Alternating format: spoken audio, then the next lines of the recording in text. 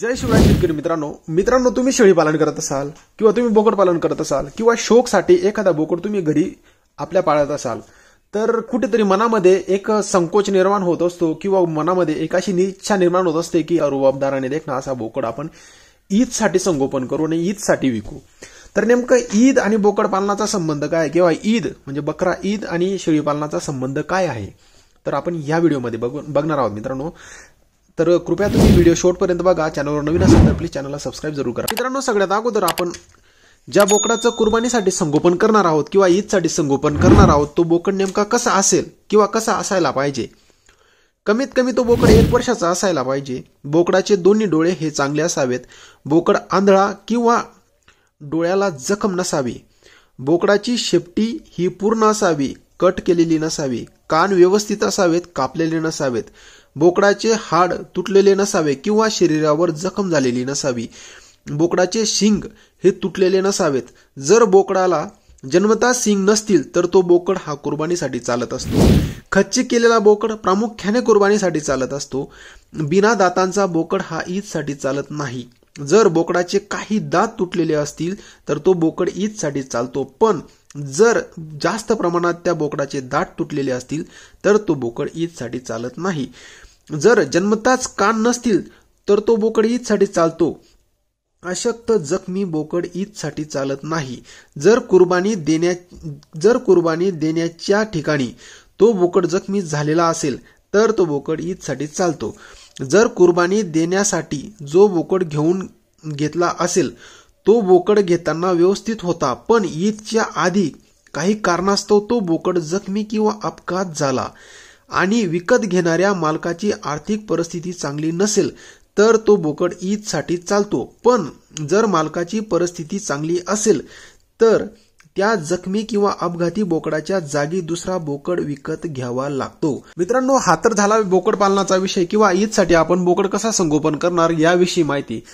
आता याच्यानंतर आपण नेमकं ईद काय, ईदचा इतिहास आहे याविषयी आपण जाणून घेणार आहोत।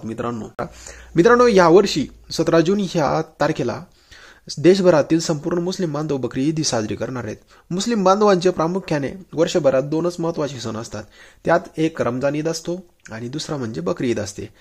रमजान ईदच्या सुमारे 70 दिवसांनी बकरी ईद साजरी केली जाते। बकरी ईद आणि कुर्बानी देण्याचा एक वेगळाच इतिहास आहे ज्याचा कुराणामध्ये उल्लेख केलेला आहे। बकरी ईदच्या दिवशी मुस्लिम बांधव सौदी अरबच्या मक्कामध्ये एकत्र येऊन हज साजरी करतात। त्यात जगभरातील मुस्लिम बांधव सहभागी होतात। याच सणाला ईद उल जुहा असेही म्हणतात। याचा अर्थ असा की त्यागाची ईद होत असतो। मुस्लिम बांधवांमध्ये रमजान ईद प्रमाणेच ईद उल जुहालाही विशेष महत्त्व दिले जाते। या दिवशी रमजान ईद प्रमाणे सर्व मुस्लिम बांधव एकत्र येतात आणि येऊन ईदची नमाज अदा करतात। सोबतच या दिवशी इस्लामिक मान्यतेनुसार मुस्लिम समाजात बकऱ्याची कुर्बानी दिली जाते, ज्याला बकरा ईद असे म्हटले जाते। यात कुर्बानी केलेल्या बोकडाच्या मटणाचे 3 हिस्से केले जातात। पहिला जो हिस्सा असतो तो गरीब लोकांना दिला जातो। दुसरा जो हिस्सा असतो तो मित्र परिवार किंवा नातेवाईकांना दिला जातो आणि जो तिसरा हिस्सा असतो मित्रांनो तो स्वतःच्या परिवारासाठी वापरला जातो।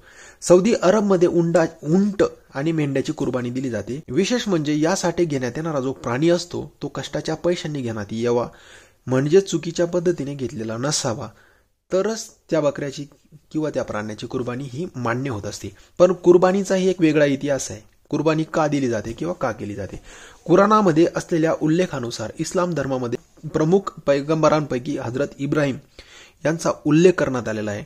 तसेच मुस्लिम धर्मात हजरत इब्राहिम यांच्यामुळेच कुर्बानी देण्याची परंपरा सुरू झाली। म्हणजेच याचा अर्थ असा की अल्लाने हजरत इब्राहिम यांची परीक्षा घेण्याचे ठरवले।